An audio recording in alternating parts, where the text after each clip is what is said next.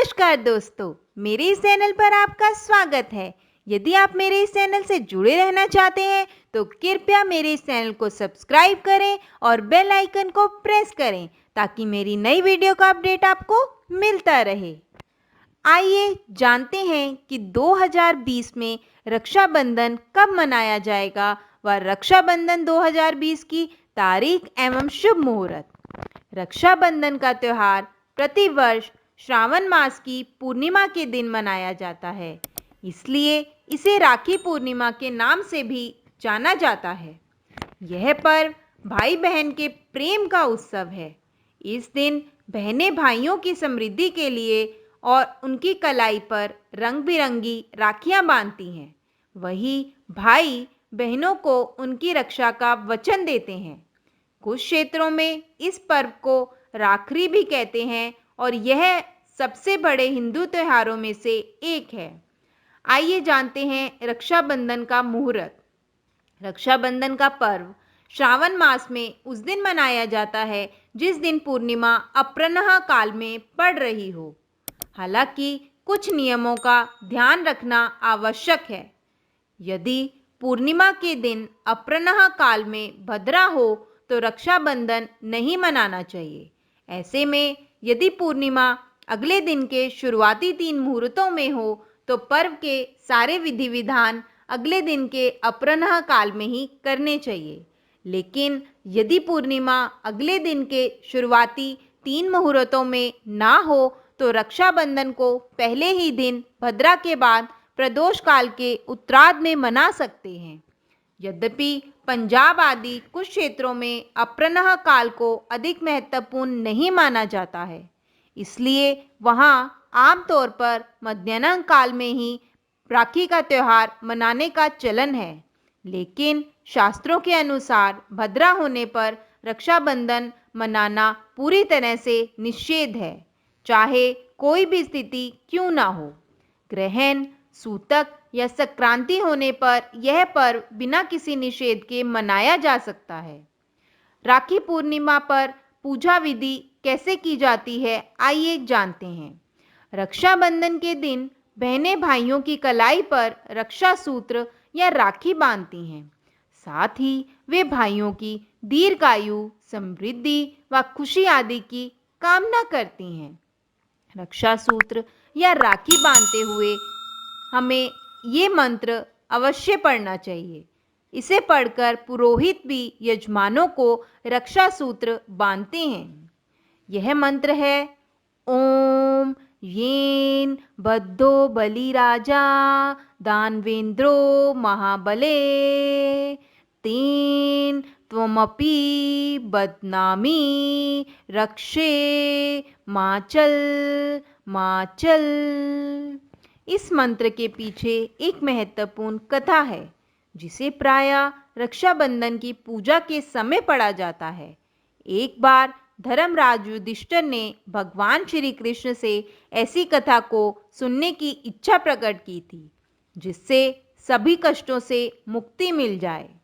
इसके उत्तर में श्री कृष्ण ने उन्हें यह कथा सुनाई।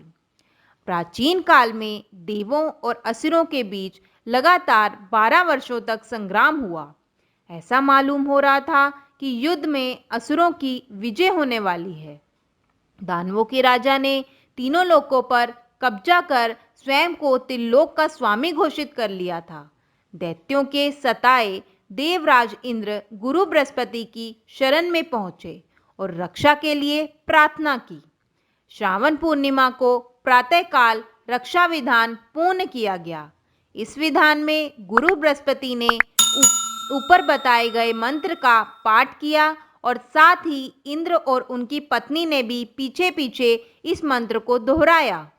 इंद्र की पत्नी इंद्राणी ने सभी ब्राह्मणों से रक्षा सूत्र में शक्ति का संचार कराया और इंद्र के दाहिने हाथ की कलाई पर उसे बांध दिया। इस सूत्र से प्राप्त बल के माध्यम से इंद्र ने असुरों को हरा दिया और खोया हुआ शासन पुनः प्राप्त कर लिया। रक्षाबंधन को मनाने की एक अन्य विधि भी प्रचलित है। महिलाएं सुबह पूजा के लिए तैयार होकर घर की दीवारों पर सोना टांग देती हैं। उसके बाद वे उसकी पूजा सेवई, खीर और मिठाइयों से करती हैं। फिर वे सोने पर राखी का धागा बांधती हैं और जो महिलाएं नाग पंचमी पर गेहूं की बालियां लगाती हैं, वे पूजा के लिए उस पौधे को रखती हैं। अपने भाइयों की कलाई पर राखी बांधने के बाद वे इन बालियों को भाइयों के कानों पर रखती हैं। कुछ लोग इस पर्व से एक दिन पहले उपवास भी करते हैं और फिर रक्षाबंधन वाले दिन वे शास्त्रीय विधि विधान से राखी बांधते हैं। साथ ही वे पितृ तर्पण और ऋषि पूजन या ऋषि तर्पण भी करते हैं। कुछ लोगों में इस दिन श्रवण पूजन भी किया जाता है। वहाँ यह त्योहार मातृ पितृ भक्त श्रवण कुमार की याद में मनाया जाता है, जो भूल से राजा दशरथ के हाथों मारे गए थे। इस दिन भाई अपनी बहनों को तरह तरह के उपहार देते हैं और यदि सगी बहन ना हो तो चचेरी, ममेरी बहन या जिसे भी आप बहन की तरह मानते हैं, उसके साथ यह पर्व मनाया जा सकता है। आइए जानते हैं राखी के पर्व से जुड़ी हुई कुछ कथाएं। राखी के पर्व से जुड़ी हुई कुछ कथाएं हमने आपको ऊपर भी बताई हैं। अब हम आपको ऐसी पौराणिक घटनाएं बताते हैं जो इस त्योहार के साथ जुड़ी हुई हैं। मान्यताओं के अनुसार इस दिन द्रौपदी ने भगवान श्री कृष्ण के हाथ पर चोट लगने के बाद अपनी साड़ी से कुछ कपड़ा फाड़कर बांधा था। द्रौपदी की इस उदारता के लिए श्री कृष्ण ने उन्हें वचन दिया था कि वे द्रौपदी की हमेशा रक्षा करेंगे।